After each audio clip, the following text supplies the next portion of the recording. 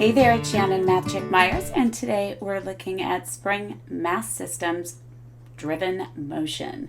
This is from the ZIL text, and let's get going. First, we start with the differential equation of driven motion with damping.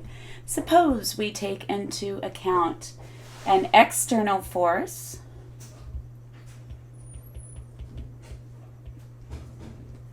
F at t acting on a vibrating mass on a spring.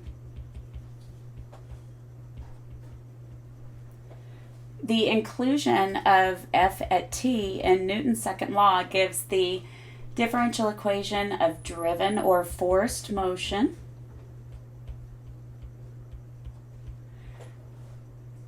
which is m times that second derivative of x with respect to t equal to negative k times x minus beta times dx dt plus that F at t, that external force. Now, first we're going to go ahead and get everything on one side of the equation. So we'll have m times d squared x over dt squared plus beta times dx dt plus k times x, and then we'll leave f at t on the other side. And then dividing through by m, we'll end up with the following. Should look somewhat familiar.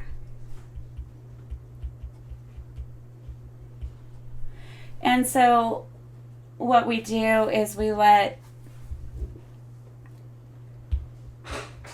F at t over m be equal to some capital F at t. We'll let beta over m equal to 2 lambda like we did previously. That's a beta. And then we'll let k over m equal to omega squared. And that will give us the following result. We'll have that second derivative of x with respect to t plus 2 lambda dx dt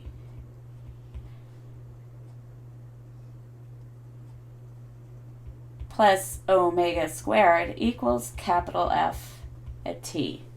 Cool, cool? So this will be something that you'll want to keep in mind. Groovy? And let's see, that omega squared is times x. Sorry about that.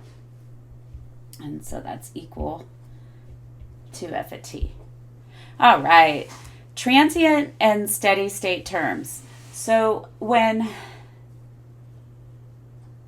f is a periodic function, the general solution of x double prime plus 2 lambda times x prime plus omega squared times x equal to F at t for lambda greater than 0 is the sum of a non-periodic function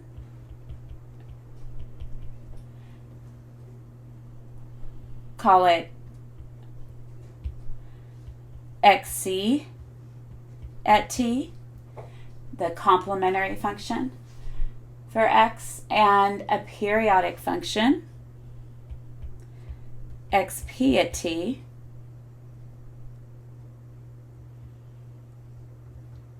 now xc at t dies off as time increases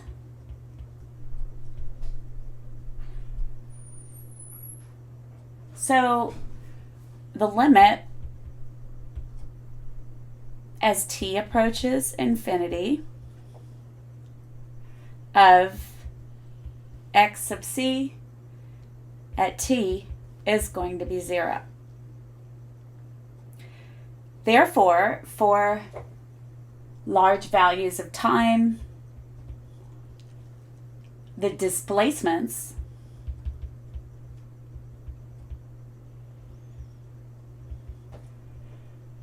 of the mass are closely approximated by the particular solution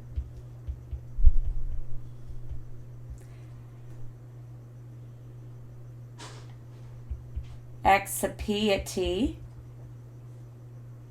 So the complementary function xc at t is said to be a transient term or transient solution. And the function xp at t, the part of the solution that remains after an interval of time, is called a steady state term or steady state solution. Cool, cool? All right, so just a note, all right? This means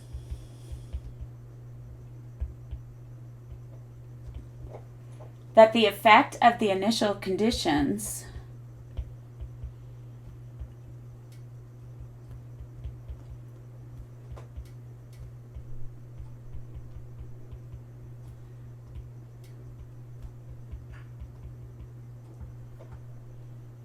on a spring mass system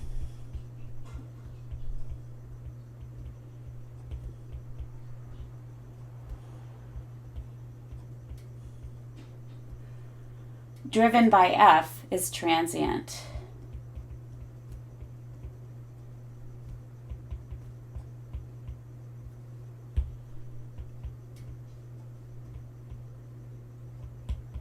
All right, so dE of driven motion without damping. With a periodic impressed force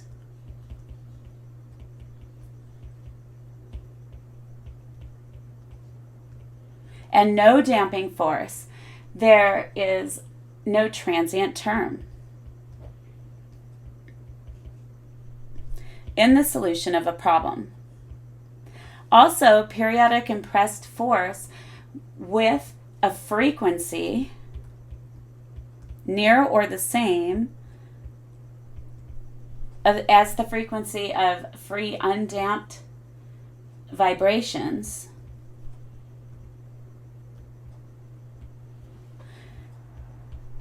can cause a severe problem in any oscillatory mechanical system.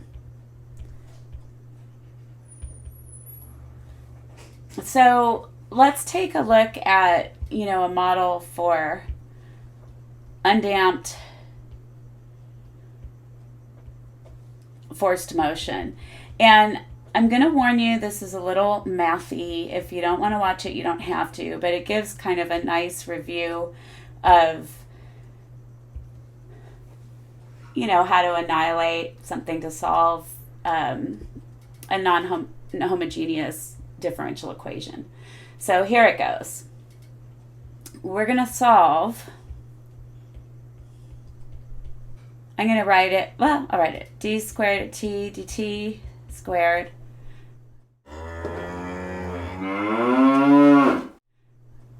plus omega squared x is equal to F0 sine of gamma t,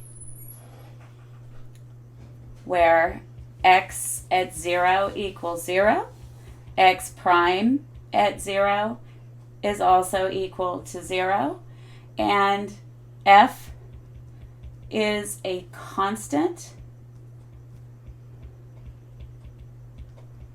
and finally gamma is not equal to omega. All right, so let's do this. We've got d squared t over dt squared plus omega squared times x is equal to 0. I'm going to go ahead and get our solve our complementary homogeneous equation. Find that general solution. So we'll have m squared plus omega squared is 0 as the auxiliary equation. So this is m squared equals plus, actually, negative omega squared, which makes it complex. So you'll get m1 is equal to omega times I, and m2 is equal to negative omega times I. Cool so far?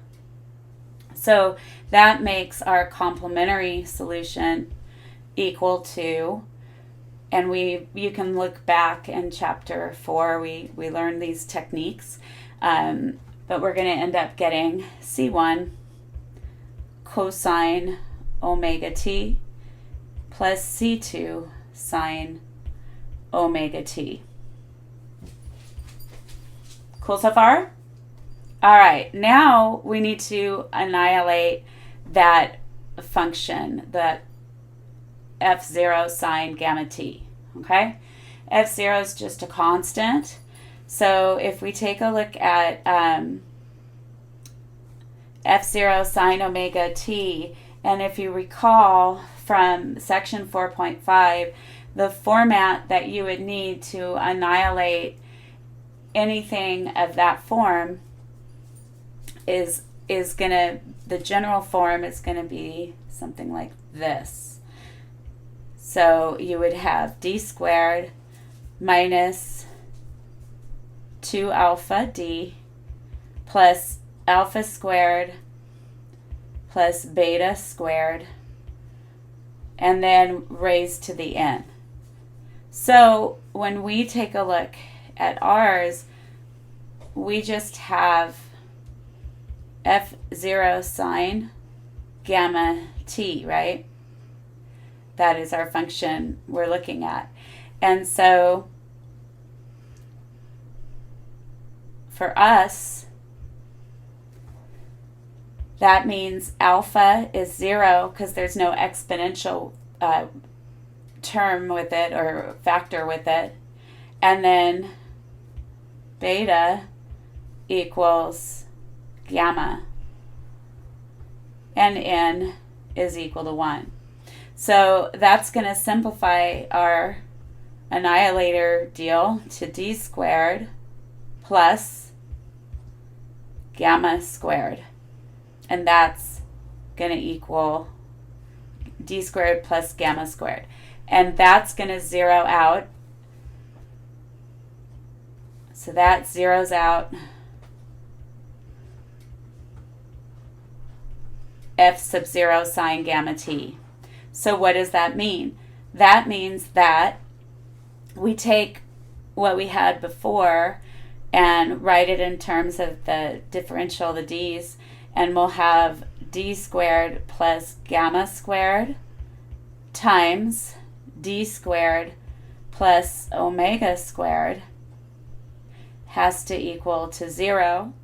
And then putting it back in terms of the m's, right, we'll have m squared plus gamma squared times m squared plus omega squared is 0. So now m1 is going to equal to gamma I, m2 is equal to negative gamma I, m3 is equal to omega I, and m4 is equal to negative omega I. So x at t so far, right, is going to equal to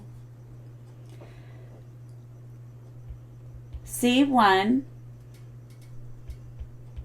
cosine gamma t plus C2 sine gamma t plus C3 cosine omega t plus C4 sine omega t. And we already have found, so this part of it is going to be xp.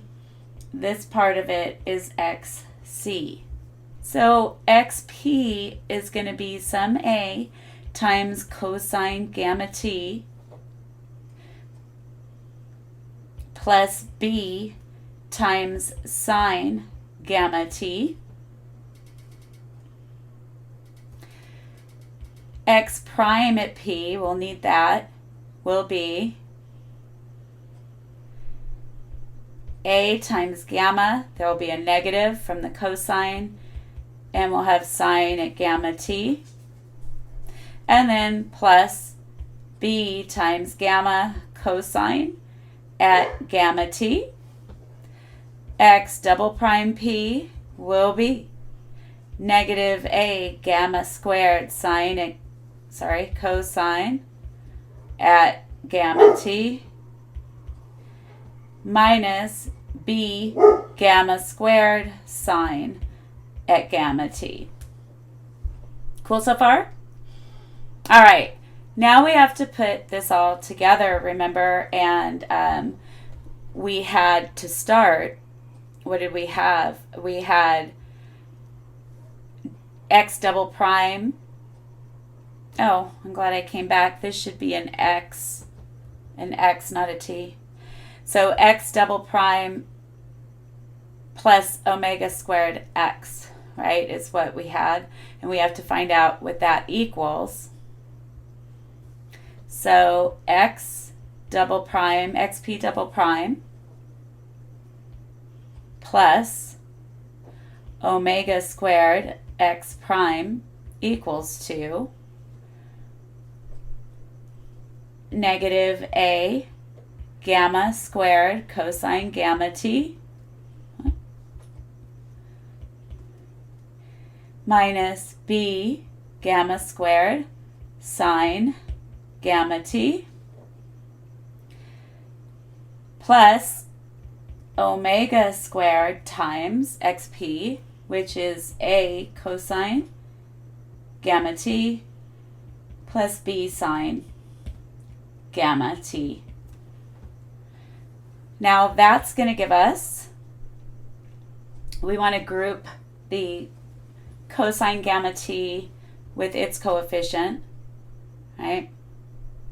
So we're going to end up having negative a gamma squared plus a omega squared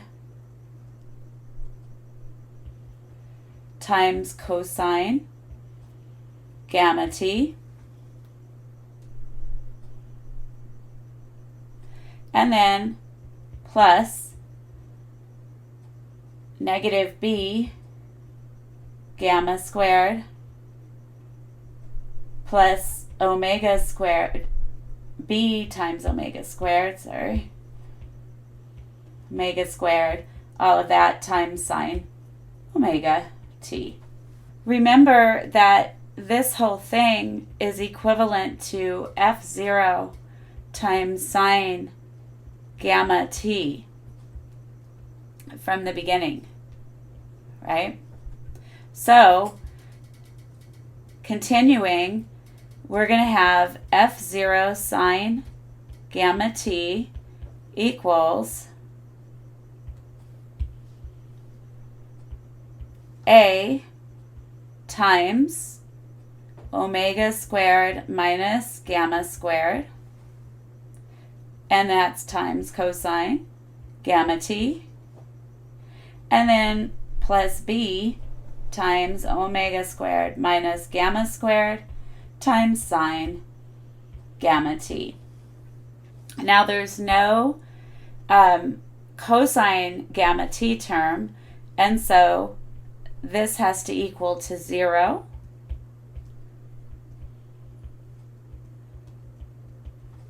And then f0 is the coefficient to the sine gamma t term, so f0 is going to equal all that.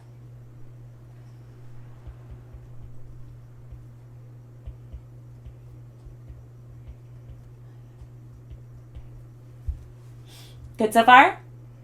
Awesome. So then we know that it was given that gamma squared or omega squared, omega and gamma were not equal. So their difference can't be equal to 0. The difference of their squares certainly can't be equal to 0. So that means that A is 0, and B, therefore, is going to be F0 over omega squared minus gamma squared. And putting that back together, right, that's going to zero out that first term. And so putting it all together into XP, it'll zero out that cosine gamma t term, and then we'll be left with B times sine gamma t. So XP is F0 over omega squared minus gamma squared times sine at gamma t. Cool? And I think there's a negative. Is there a negative? Nope, no negative. All right. So that's our particular. So then, circling back around, remember that x at t is going to be xc plus xp. And so x at t will be c1 cosine omega t plus c2 sine omega t. That would be our xc. And then we have plus f0 over omega squared minus gamma squared times sine gamma t. Cool? All right. So we've been given initial conditions for x at 0 and for x prime at 0. All right. So let's find x at 0 first. And remember that x at 0 was equal to 0. So 0 equals c1. That'll zero out the angle and the cosine, right? So that'll be 1 plus c2, sine at 0 is 0, right? And then again, we have a sine. We'll have a sine at 0 there. It'll zero out the whole term. So it turns out that c1 is equal to 0. So now x at t, I'm going to take out that first term since c1 is 0, and we'll just have c2 sine omega t plus f0 over omega squared minus gamma squared times sine at gamma t. Now x prime at t is going to be c2 times omega cosine omega t, using the chain rule. And then we will have plus f0 over omega squared minus gamma squared times gamma cosine gamma t. X prime at 0 was given to be 0. So that's going to give us 0 equals c2 times omega times 1 plus f0 over omega squared minus gamma squared times gamma times 1.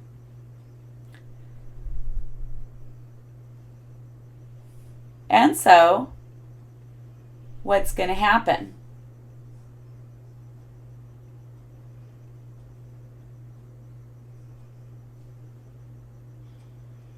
Isolating C2, we're going to get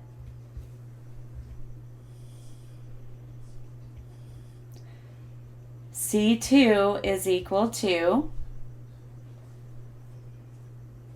F0 times gamma over, we're going to be dividing out a gamma, and then we still have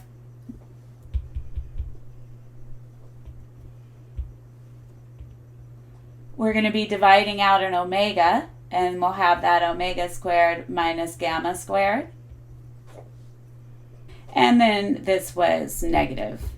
So we're going to have that negative there. Cool, cool?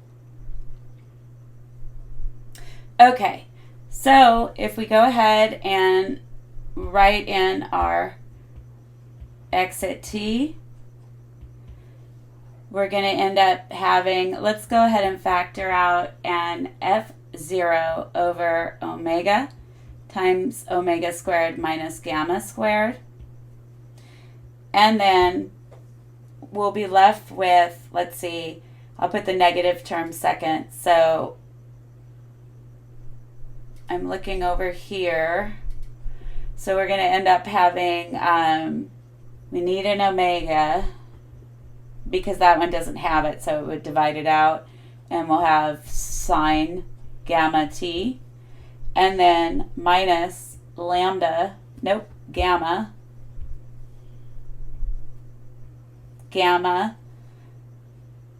from that C2,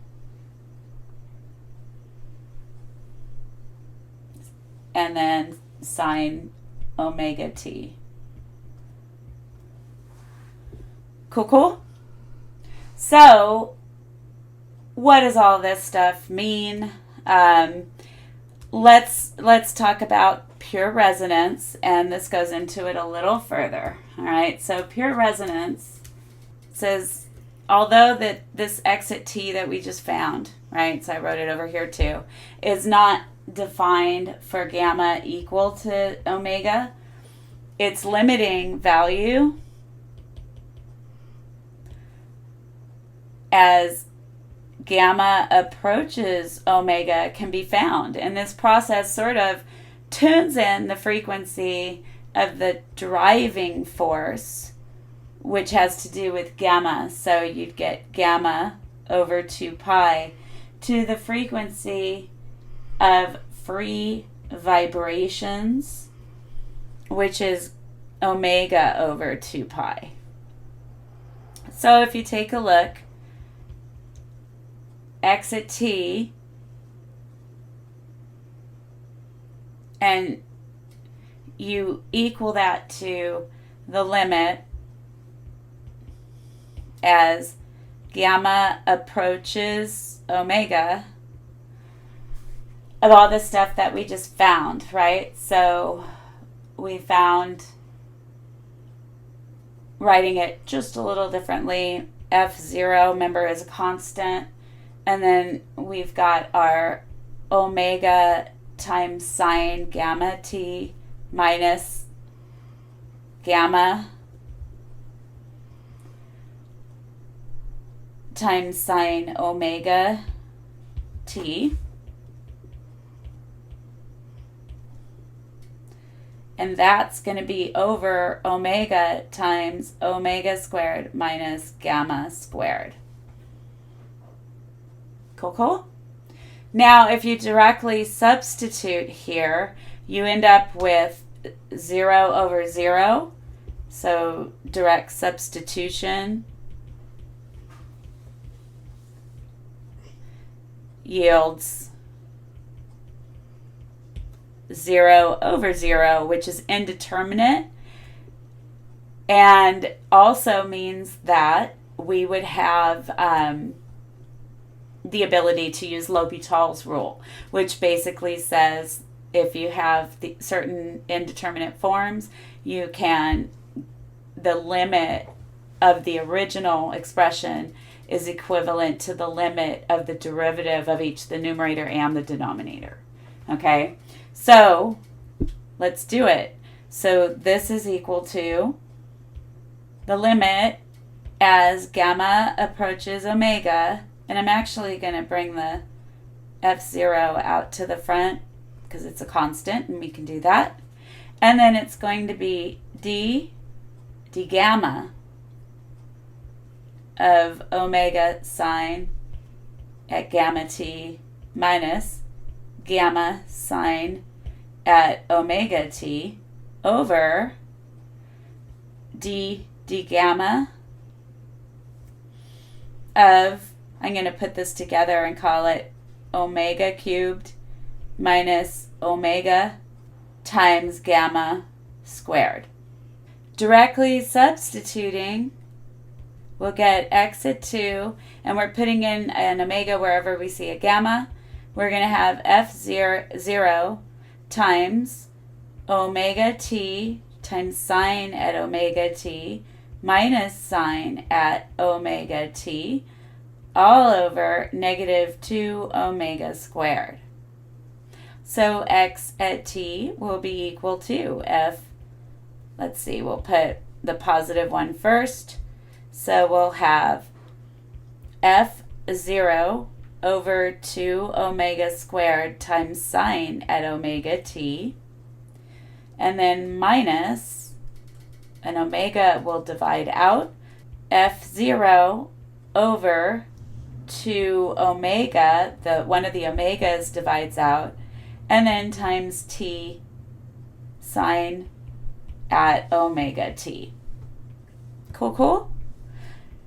So anyway, this was just kind of a cool little problem. Good for you if you didn't just fast forward through it. All right. So now let's take a look at what happened here. So when t approaches infinity, the displacements become large. So specifically, the absolute value of x at t sub n approaches infinity when t sub n is equal to n pi over omega for n equal to 1, 2, 3, ... This phenomenon is known as pure resonance.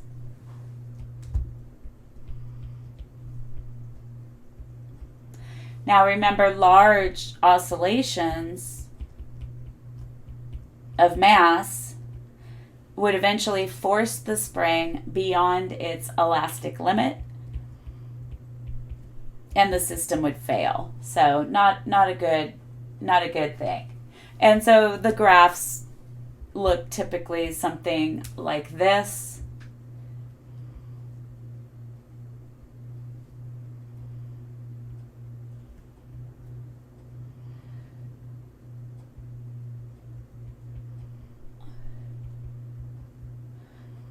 This would be t, and the vertical would be x. And then your graph would look something like this.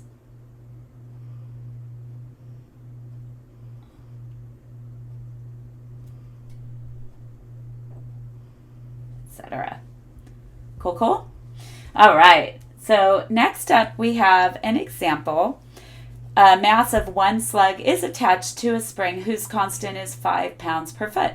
Initially, the mass is released 1 foot below the equilibrium position, so it'll be positive, with a downward velocity, again, a positive 5 feet per second, and the subsequent motion takes place in a medium that offers a damping force that is numerically equal to 2 times the instantaneous velocity. So what do we have? M is equal to 1 slug.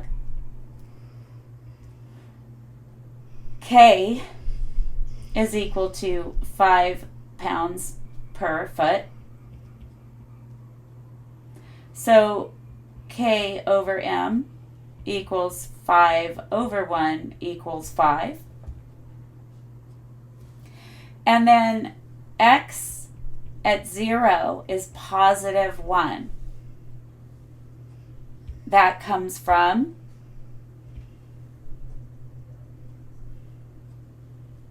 initially the mass is released 1 foot below equilibrium position.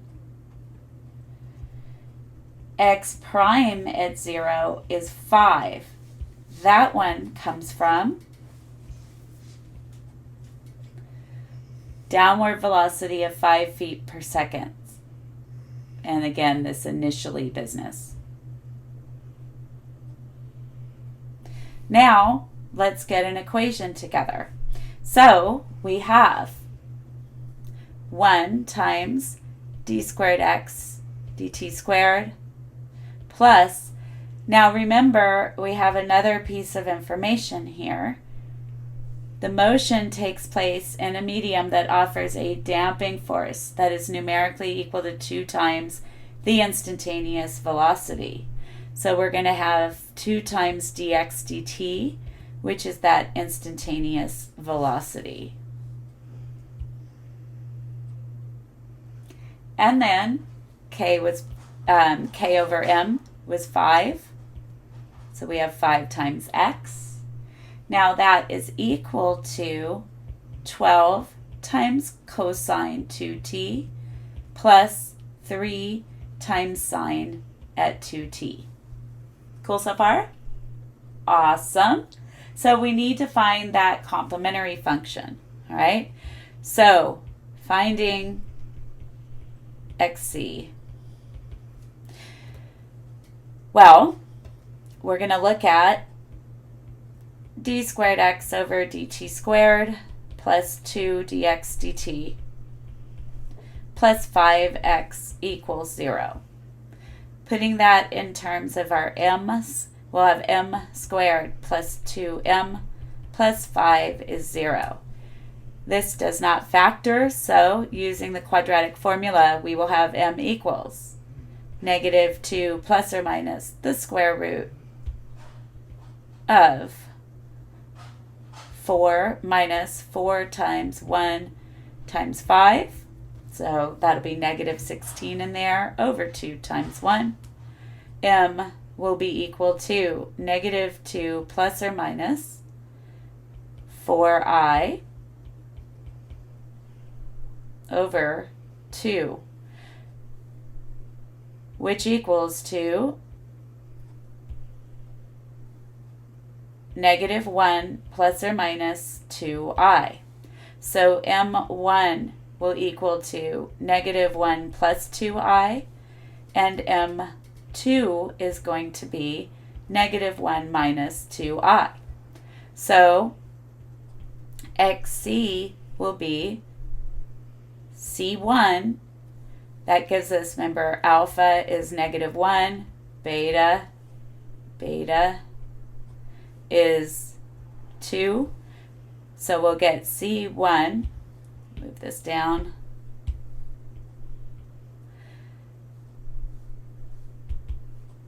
xc is c1 e to the negative 1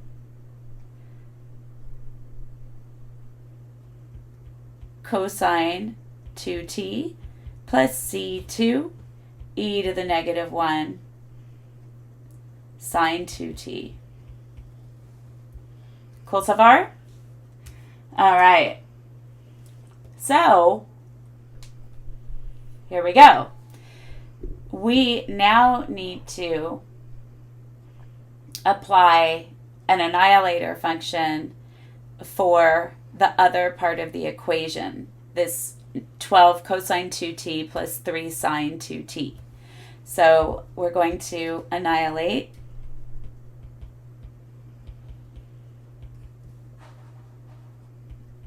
(12 cosine 2t plus 3 sine 2t). And to annihilate that, we will need to use d squared minus 2 alpha d plus alpha squared plus beta squared to the n. Well, n is 1, alpha is 0 because there's no exponential with this guy here, these terms here. And beta is going to be 2. So that will simplify to d squared. The middle term will zero out. And 2 squared is 4, so we'll have plus 4. And that zeroes out our 12 cosine 2t plus 3 sine 2t, right?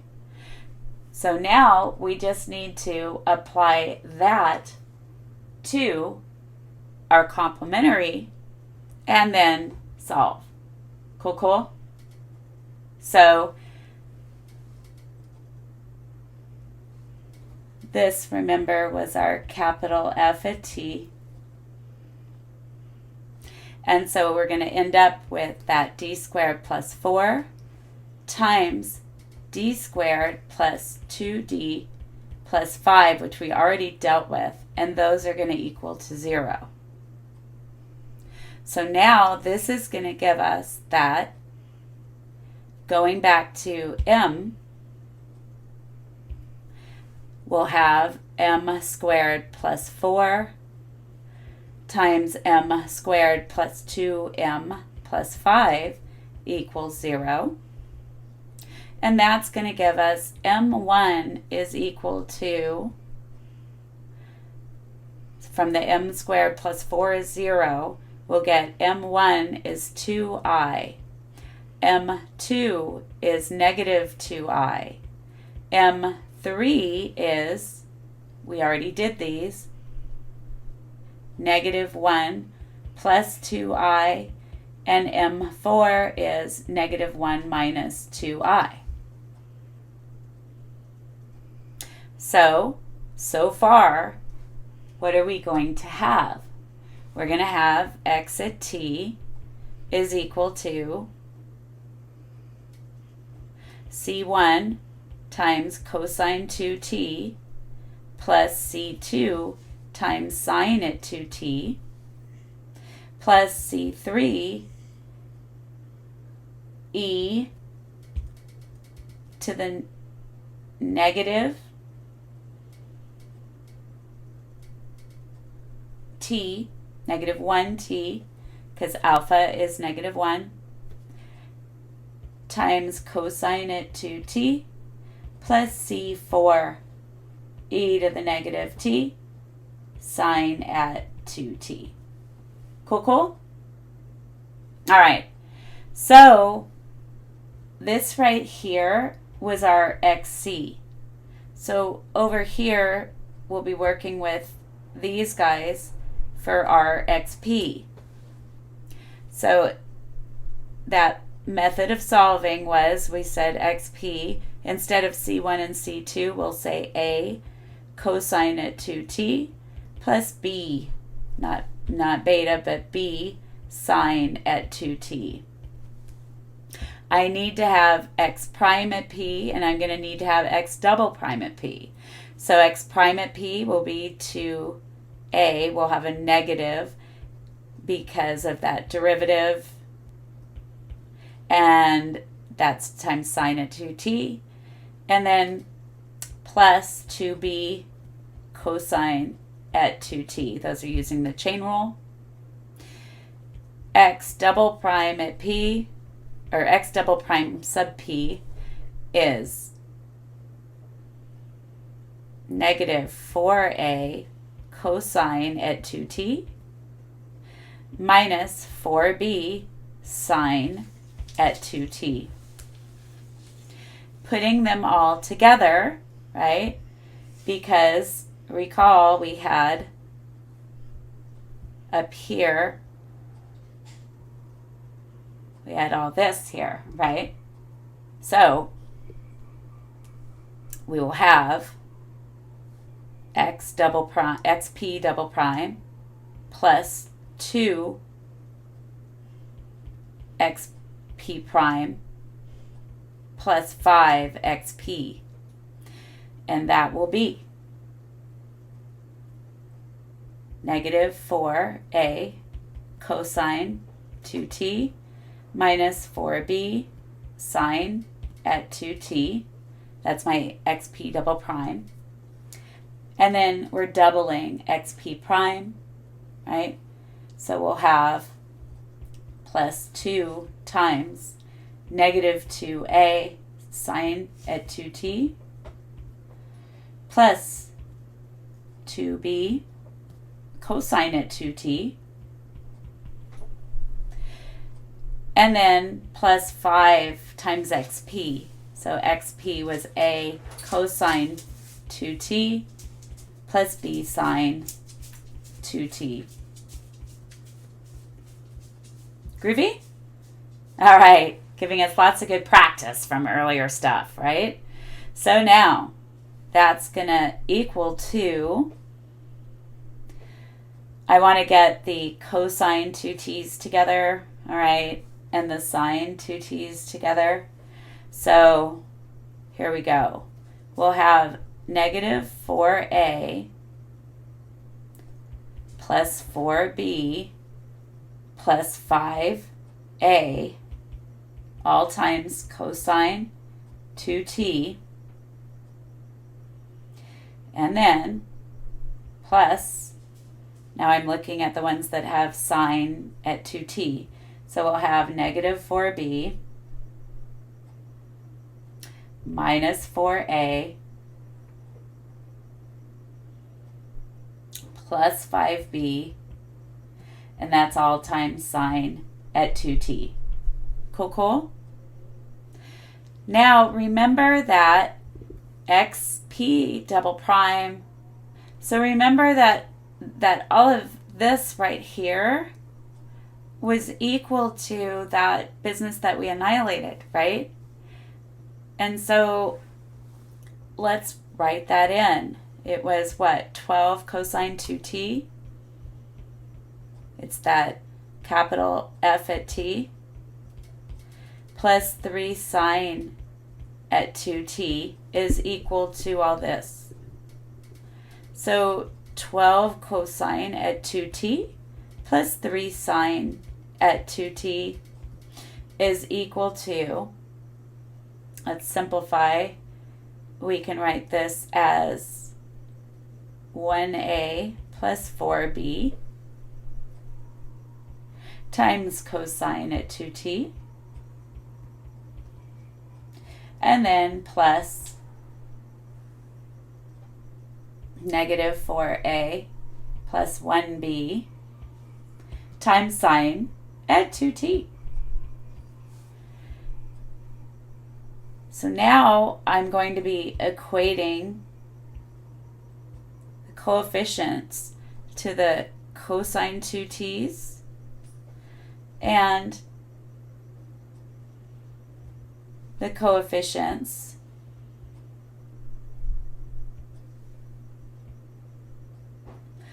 to the sine at 2t's. Groovy? All right, so when I do that, I will get a plus 4b equals 12 from the orange, and from the green we'll get negative 4a plus b is equal to 3. And so solving that system, we'll have, I'll just rewrite this guy as b equals 4a plus 3. Substituting that into a plus 4b is 12. We'll have a plus 4 times 4a plus 3 equals 12.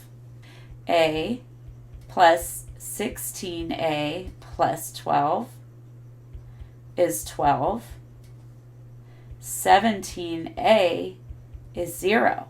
So a is 0,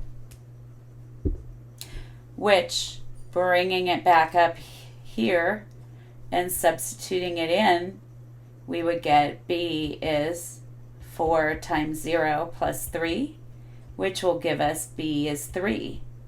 So after all that work, right, we're going to end up getting the following. We're going to end up getting from here xp is 3 sine at 2t. So xp is 3 sine at 2t because the a zeroed out. So the first term zeroed out. All right, so remember that x at t is equal to xc plus xp, and x at t is equal to e to the negative t cosine 2t plus c2. I know these constants change all the time, but we don't need the other constants anymore. So c2 times e to the negative t sine at 2t, and we have plus 3 sine at 2t. Now we need to use our initial conditions. All right, so our initial conditions will be, so let's rewrite x at t as e to the negative t times c1 cosine 2t plus c2 sine at 2t. And then we have plus 3 sine at 2t hanging out. Now, we know that x at 0 is what? Way up here. X at 0 is 1. Is 1. We had highlighted that in yellow from above. And so plugging that in, we're going to get 1 is equal to e to the negative 0. C1 cosine 0 is 1. And then plus C2 sine at 0 is 0. And then plus 3 times sine at 0 is 0. So we'll get C1 is equal to 1. And so x at t now will be e to the negative t times cosine 2t plus c2 sine at 2t, and then plus 3 sine at 2t. So x prime at t will be negative e to the negative t times cosine 2t plus c2 sine at 2t. Now, that's differentiating the first term first, plus e to the negative t times. I need to differentiate what's in the parentheses, and we'll get negative 2 sine at 2t plus 2c2 cosine at 2t. And then we also now have to differentiate 3 sine at 2t with respect to t, and that's going to give us plus 6 cosine at 2t. Groovy? All right, so we know that x prime at 0 is way back here, 5. That was highlighted in blue.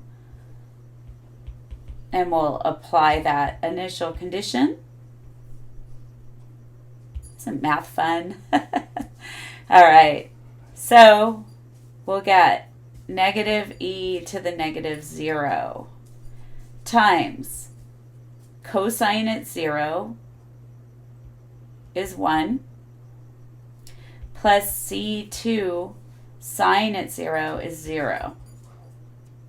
And then plus e to the negative 0. Oh, sorry, 5 equals all this. E to the negative 0 times negative 2 sine at 0 is 0. Plus 2c2 times 1. And then plus 6 cosine at 0 will be 1. So 5 will equal to negative 1 times 1 is negative 1 plus 1 times 2c2 plus 6. So 0 is equal to 2c2, and c2 then will be 0. So now x at t is equal to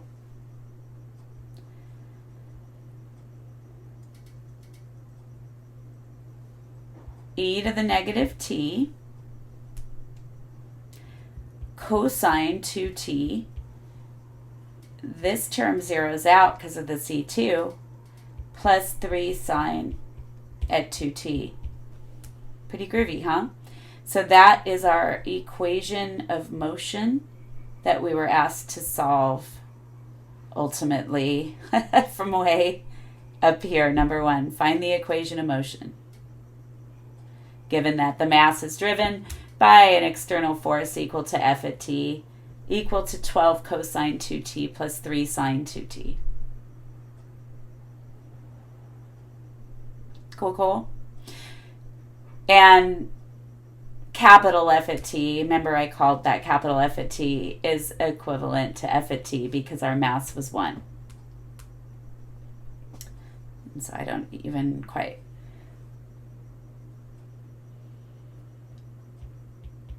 Since m is 1,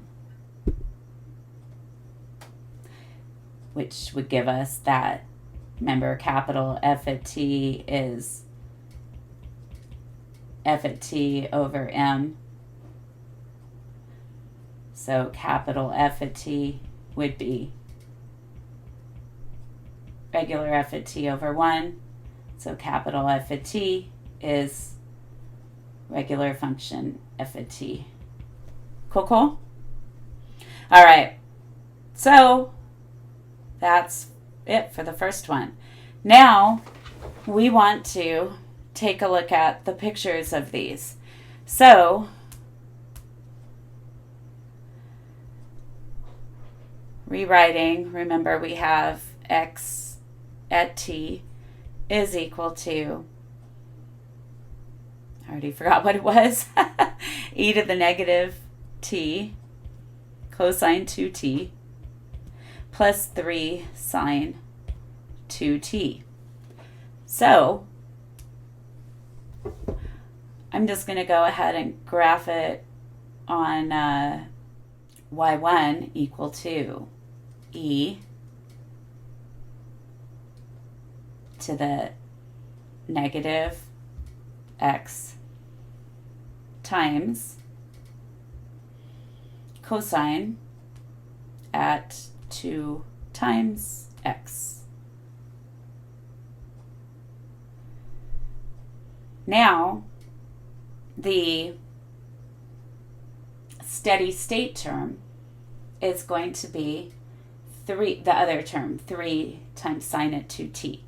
So 3 times sine at 2 times x in our computation there. And so when we graph these, this is what it'll look like. And remember, we're not looking at negative values for t. So isn't that kind of cool? And you can see that as t approaches infinity, well, in this case x, as our input approaches infinity, our output is zeroing out. That's for our green one.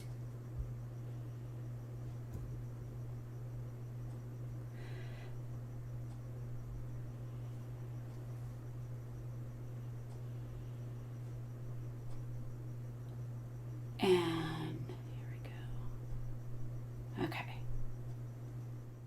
All right, so here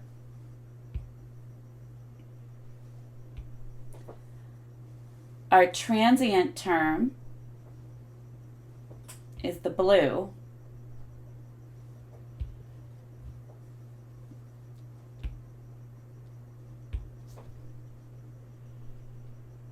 So if we call that x1 equals e to the negative t times cosine at 2t, as t approaches 0, you can see that x1 also, or as t approaches infinity, x1 approaches infinity, right? So that is our transient term or solution. Now x2 is the steady state term, which is 3 sine 2t. And so that is our steady state term.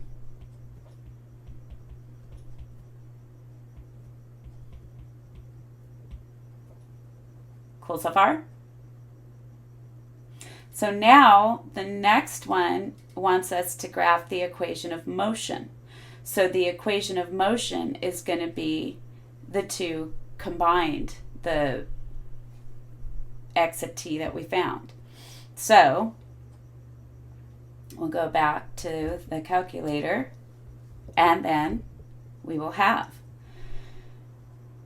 this will be done,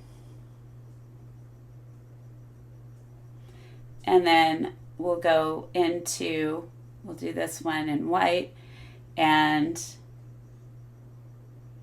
it'll be the sum of both. So one way you can do this is you can go vars, y1, and we're adding to that vars, y2, and let's look and see if that worked. All right. And look what happens when you put it all together, right? Do you see how it just becomes one? At first, with those initial, that's why they were saying with those initial conditions, they don't matter in the long term. So here you can see how all three of them, or how the yellow and the white end up combining. But for now, I'm going to go ahead and take off the first two and just graph the other one.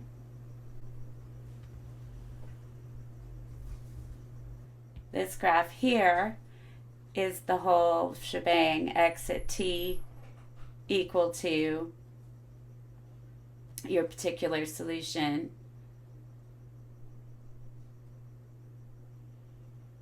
and then applying the initial conditions as well.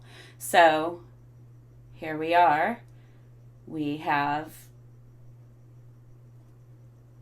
e to the negative t cosine at 2t, and then plus 3 sine at 2t. Pretty cool, huh? All right, so those are the graphs that go with it, all that good stuff, and that's all we have for today.